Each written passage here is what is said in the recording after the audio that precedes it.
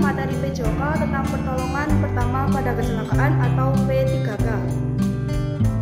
Pengertian dari pertolongan pertama pada kecelakaan atau yang biasa kita sebut dengan P3K adalah pemberian pertolongan segera kepada penderita sakit ataupun cedera atau kecelakaan yang memerlukan penanganan medis dasar. Apa itu medis dasar? Medis dasar merupakan suatu tindakan perawatan berdasarkan ilmu kedokteran yang dimiliki oleh orang awam atau orang awam yang terlatih secara khusus. Tujuan yang pertama menyelamatkan jiwa penderita, yang kedua mencegah kecacatan, yang ketiga memberikan rasa nyaman dan menunjang proses penyembuhan.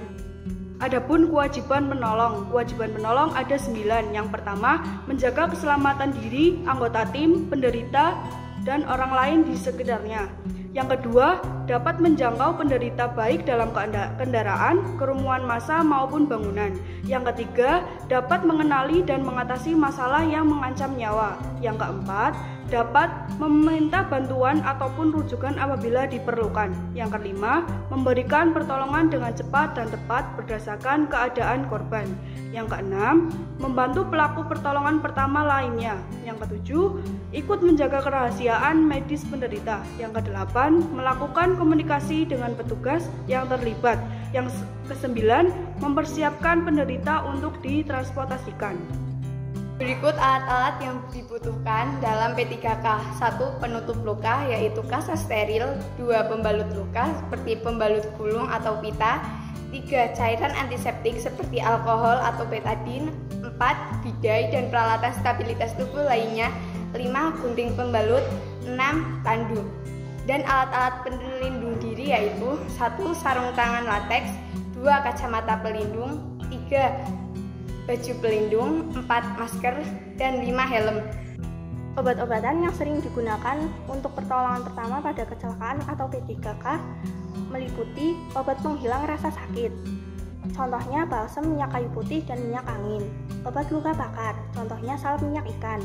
Obat luka ringan, contohnya obat merah atau betadine. Obat penyadar orang pingsan, contohnya amoniak cair 25%.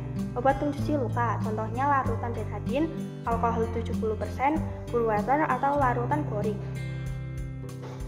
Kecelakaan yang sering terjadi: 1. Shock, 2. Pendarahan, 3. Pernapasan berhenti, 4. Luka, 5. Patah tulang, 6. Aliran listrik, 7. Pingsan.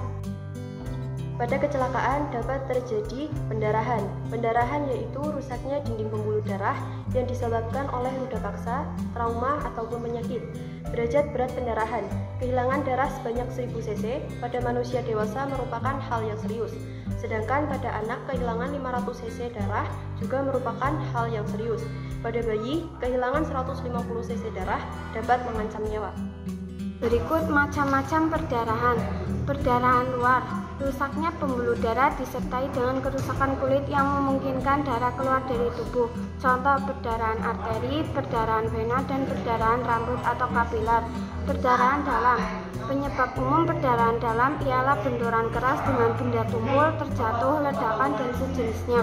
Perdarahan di bawah kulit dan dapat beresiko tinggi.